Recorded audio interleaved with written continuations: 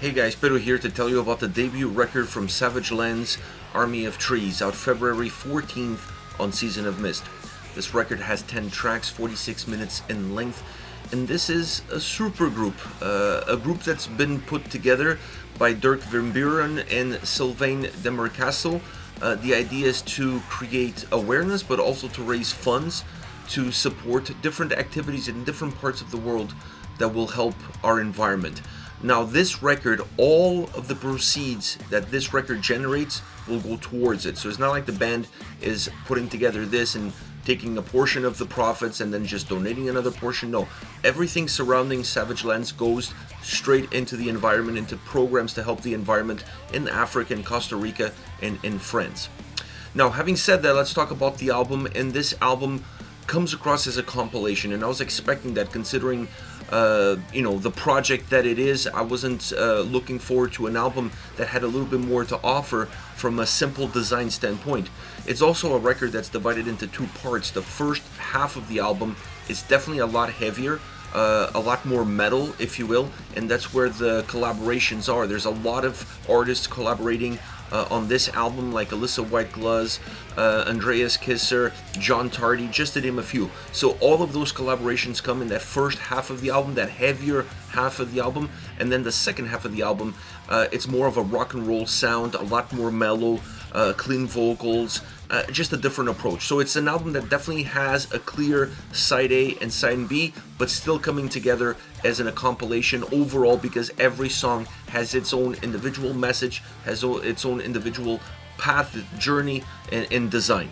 Now, when it comes to the sound, this album sounds phenomenal. Great production behind this record, and it's an album that has obviously a high focus on the guitars and drums.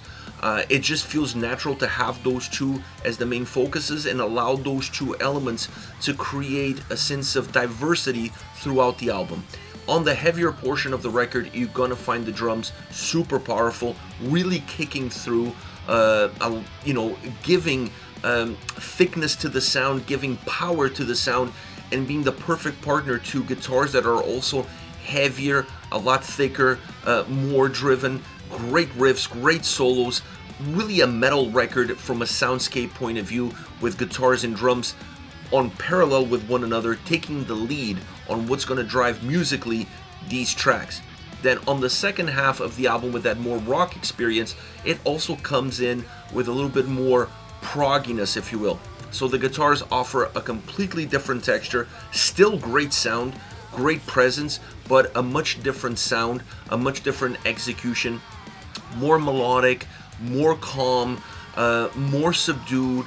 I was going to say more technical, with prog elements here and there, pushing the envelope in terms of what a metal/rock record could sound like. This album, from that standpoint, really exercises all the muscles when it comes to the guitars and when it comes to the drums, because on that second half, you're going to see the drums sounding different, having a different impact, partnering it up with the guitars in a different manner, just because the overall construction of the songs and the overall output is going to be different. It's not as heavy as the first half, so you're going to have different textures, different sounds that come along with it. But the partnership of guitar sound and drum sound, the way one feeds off of the other, and they're always on the same wavelength throughout the entire album, and the fact that both of them become the cornerstones of the overall soundscape of this record, that is undeniable, regardless of on which side of the album you are, regardless of how heavy or mellow the songs become. Now, once you get into the vocals, there's a lot of guest vocalists on this record, so that is also going to create a very dynamic performance. But I felt like it was a performance that matched the mood, the integrity, the atmosphere, if you will, of each and every single song. It's really an interesting album from that perspective, because it's like these songs were created in a vacuum. They only had that specific song in mind, so let's create a song that's going to give the most out of everybody, or get the most out of everybody, without really considering what track comes before and what track comes after. It makes it a bumpy ride all around, but the quality from track to track is undeniable, and the vocals are no different. Some great vocal performances on this record. Alissa, White-Gluz, from a guest standpoint, great performance. John Tardy was phenomenal on his track. So there's a lot to digest on a vocal, from the vocal side, as much as there is to digest on a musical approach. I really hope that they do more of these records. The album has a great message with every single, I mean, there's a great message overall in terms of what they're trying to do and in terms of what they're trying to achieve. But there are great individual messages within each and every single song, and they're all presented in a different way. I didn't feel like the album was preachy. I didn't feel like the album came in from a sense of knowing more than what we know, and almost giving us a sense of guilt. I think the sense of guilt for those that would listen to this record is there, then maybe perhaps because you feel like you haven't done enough to do your part in order to help the environment around you.